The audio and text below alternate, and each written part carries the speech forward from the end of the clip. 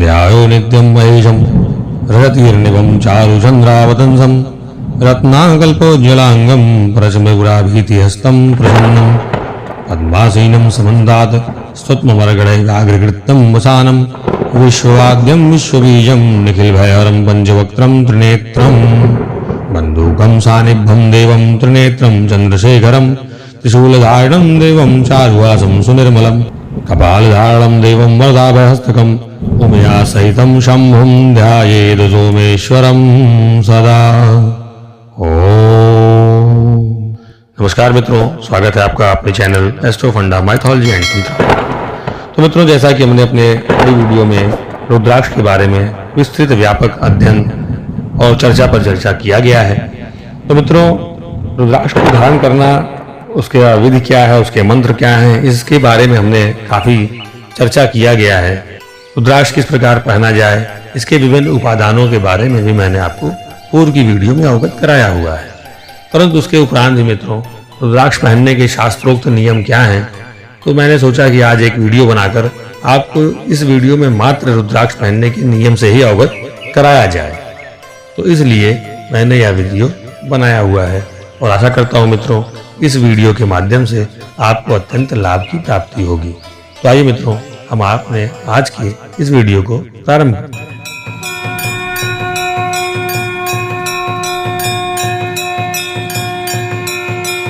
तो मित्रों, जैसा कि हमें पता है कि रुद्राक्ष के ऊपर जितनी धारियां प्राकृतिक रूप से पाई जाती हैं, वह रुद्राक्ष उतने ही मुख का माना जाता है।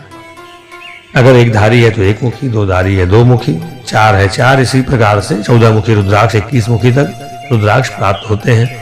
गौरी शंकर रुद्राक्ष है, गणेश शंकर रुद्राक्ष है, तमाम इसी प्रकार के रुद्राक्ष प्राकृतिक रूप से भारत में, हिमालय में, इंडोनेशिया आदि में प्राप्त होते हैं। इसको ऐसे ही उठाकर कोई भी धारण नहीं कर सकता। इसके धारण करने के, इसके पहनने के कुछ शास्त्रोक्त नियम बनाए गए हैं, जिसको हम शिव पुराण, देवी भागवत, महापुराण, अन्य पुराणों इत्यादि में, लिंग पुराण, स्कंद पुराण, इन सब में इसके बारे में जानकारी प्राप्त होती है, जिसके बारे में हम आज चर्चा कर रहे हैं। तो मित्रों, रुद्राक्ष को कभी भी काले धागे में धारण नहीं करना चाहिए जब तक कि कोई तांत्रिक निर्देश न दिया गया हो। तांत्रिक निर्देश का अर्थ यह है कि अगर आप तांत्रिक प्रयोग करने के लिए रुद्राक्ष को धारण कर रहे हैं तो आप काले धागे में धारण कर सकते हैं। सामान्यतः इसको सदैव लाल, पीला, नारंगी या सफेद रंग के धागे में ही धारण करना चाहिए। यह पहली और आवश्यक बात है। रुद्राक्ष को कभी भी काले धागे में धारण सामान्यतः नहीं करना है। दूसरी बात, रुद्राक्ष अत्यंत पवित्र वस्तु है, इसलिए इसको कभी भी अशुद्ध हाथों, परिस्थितियों इत्यादि में न रखें। अशुद्ध हाथों का मतलब यह है कि आपके हाथ गंदे हों, आप मलमूत्र का त्याग करके आए हो और आप तुरंत रुद्राक्ष छू दें, या नहीं करना चाहिए। अशुद्ध परिस्थिति में भी न रखें। आप रात्र में शैया विश्राम करते हो तो रुद्राक्ष को आप निकाल कर रख सकते हैं। न ही इस प्रकार से आपको धारण नहीं करना चाहिए। अशौच की स्थिति, अर्थात किसी के घर में शुद्धक हो, कोई पैदा हुआ हो, कोई किसी की मृत्यु हो, तो फिर रुद्राक्ष को आप अपने पूजा स्थल में रख दीजिए, धारण मत करिए। इसको स्नान करके शुद्ध होकर ही धारण करना चाहिए। गंगा जल से धुल देना चाहिए, कच्चे दूध में रख देना चाहिए, अर्थात पवित्र करके ही रुद्राक्ष को धारण करें। और यह पवित्र वस्तु है, इसकी पवित्रता का पालन अवश्य करिए। तीसरा मित्रों, बात यह है मुख्य कि रुद्राक्ष धारण का एक सामान्य मंत्र है। अगर आपको कोई मंत्र नहीं आता, आप नहीं उच्चारण कर सकते, तो आप एक सामान्य मंत्र है शिव पंचाक्षर मंत्र, ओम नमः शिवाय, आप इसी मंत्र का जाप करें। रुद्राक्ष धारण करते समय शिव पंचाक्षर मंत्र का जाप करें। तत्पश्चात रुद्राक्ष के मुख अनुसार जो उसका मंत्र बना हुआ है, एक मुखी का अलग मंत्र है, दो मुखी का अलग है, तीन मुख का अलग है, तो उसको भी आप जाप कर सकते हैं। यह तीसरी महत्वपूर्ण बात थी। और मित्रों, स्वयं का धारण किया रुद्राक्ष कभी भी दूसरों को धारण करने के लिए नहीं देना चाहिए। यह अति आवश्यक बात है। अगर आप किसी रुद्राक्ष को धारण किए हुए हैं, स्वयं पहनते हो, तो यह नहीं कि आप उसको अपने दादाजी को दे दें, पिताजी को दे दें, बच्चे को दे दें, पड़ोसी को दे दें, ऐसा नहीं करें। जो रुद्राक्ष आपका है, आप धारण करते हैं, वो आपको ही पहनना है। इसका वैज्ञानिक कारण यह है मित्रों कि रुद्राक्ष जो है एक पॉजिटिव एनर्जी का स्रोत है और आपके शरीर के अनुसार वह अपनी प्रकृति को बदल चुका है। आपने उस रुद्राक्ष को किसी दूसरे को दे दिया, उसके अंदर निगेटिविटी ज़्यादा हो, तो आपका रुद्राक्ष तो वहाँ गड़बड़ हो गया, फिर उसका जो पॉजिटिव एनर्जी है आप कैसे पाएंगे। इसलिए कभी भी अपना रुद्राक्ष किसी को मत दीजिए, यह आदेश है। अगला है मित्रों, यदि आप रुद्राक्ष की माला बनवा रहे हैं तो हमेशा विषम संख्या में रुद्राक्ष के मनके लगवाने चाहिए। विषम का मतलब होता है 1, 3, 5, 7, 9, 11, 13, 15, ये सब विषम संख्याएं हैं। इसी विषम संख्या में रुद्राक्ष के मनके माले में होने चाहिए, सम संख्या में नहीं पहन सकते। विशेष परिस्थिति में विशेष अंग में कहीं कहीं आप पहन सकते हैं, कलाई है और ये सब वहाँ आप पहन सकते हैं, लेकिन गले में धारण करने वाला उसका विषम संख्या ही रखिए, सम संख्या में नहीं पहनना है। माला 27 मनकों से कम की नहीं होनी चाहिए। 27 दाने रुद्राक्ष के होने चाहिए अगर आप माला के रूप में पहन रहे हैं। अगर आपको एक पहनना हो तो वो ठीक है, लेकिन अगर आप माला पहनते हैं तो 27 से कम नहीं होना चाहिए।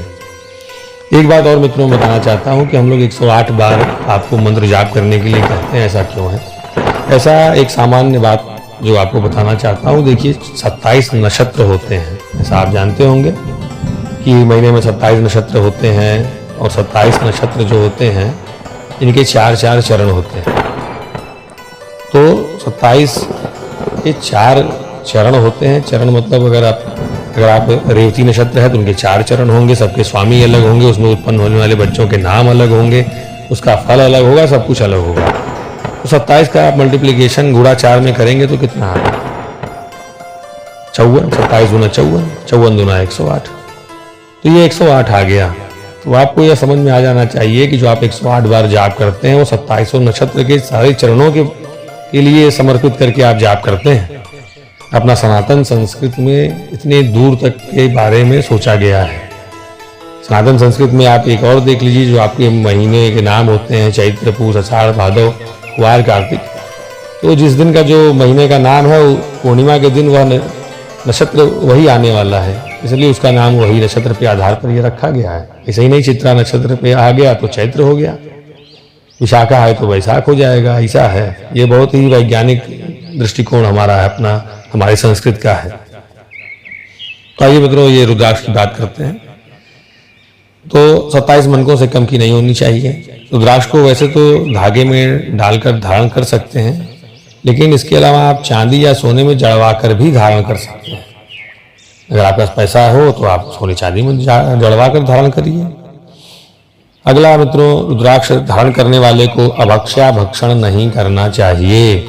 मांस, मदिरा या अन्य नशीले पदार्थों का सेवन नहीं करना चाहिए। अगर आपको ये सब का सेवन करना हो तो रुद्राक्ष धारण करने के बारे में विचार त्याग दीजिए, ये आपको फायदा नहीं कर सकता। रुद्राक्ष को कलाई, गले और हृदय पर ही पहना जाता है। इसे गले में भी धारण कर सकते हैं। हाथ पर 12 दाने रुद्राक्ष की पिरोकर धारण कर सकते हैं। गले में 36 दाना रुद्राक्ष की माला सामान डालकर धारण कर सकते हैं। हृदय तक पहनना हो तो 108 दाने की माला के रूप में पहन सकते हैं। शिखा में भी एक रुद्राक्ष आप धारण कर सकते हैं।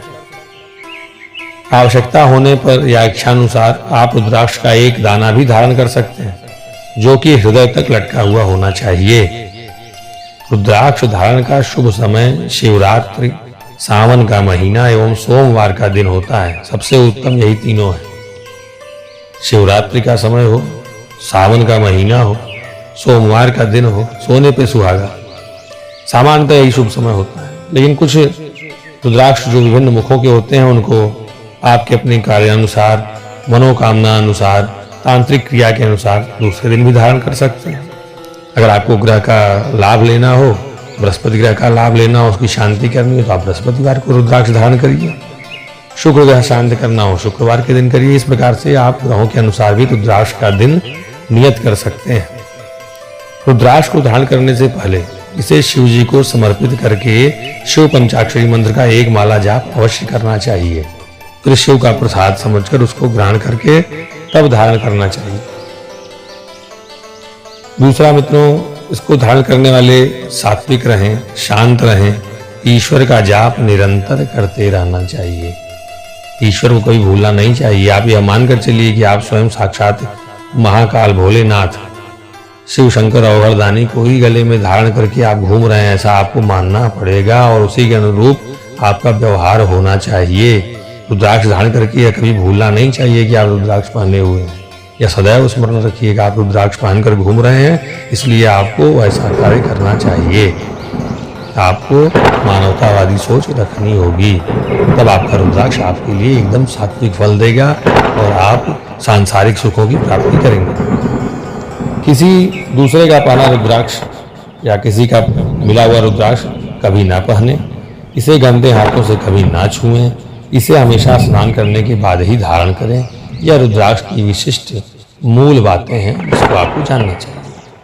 तो मित्रों, यह था रुद्राक्ष को पहनने का शास्त्रोक्त नियम कि आप रुद्राक्ष को कैसे पहने, किस माला में पहने, किस धागा में पहने, किस मंत्र से पहने, क्या करके पहने। ये सारी चीज़ें मैंने आपको विस्तृत रूप से बता दी। यही हमारे शास्त्रों में आदेश किया गया है, जो सब आपको मैंने बता दिया है।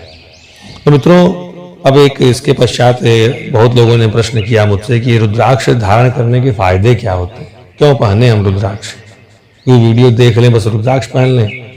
तो इसके लिए भी एक वीडियो बनाना पड़ेगा, क्योंकि यह वीडियो काफ़ी लंबी हो जाएगी। तो मित्रों, एक अगला वीडियो इसके बाद जो मैं बनाऊंगा वो इसी पर बनाऊंगा कि रुद्राक्ष धारण करने के हमें फायदे क्या होते हैं।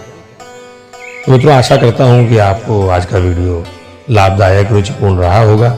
इससे आपको काफ़ी जानकारियाँ प्राप्त हुई होंगी, आपके मन में जो शंका है उसका समाधान हुआ होगा। तो मित्रों, मिलते हैं किसी अन्य वीडियो में। आप हम अपने चैनल को लाइक करें, शेयर करें, सब्सक्राइब करें, नोटिफिकेशन बेल को प्रेस करें, मेरा सपोर्ट करें और मुझे इस पुण्य कार्य को करने के लिए प्रोत्साहित करें। तो मिलते हैं किसी अन्य वीडियो में मित्रों, तब तक के लिए नमस्कार। हर हर महादेव। माँ जगत जननी हम सबका कल्याण करें।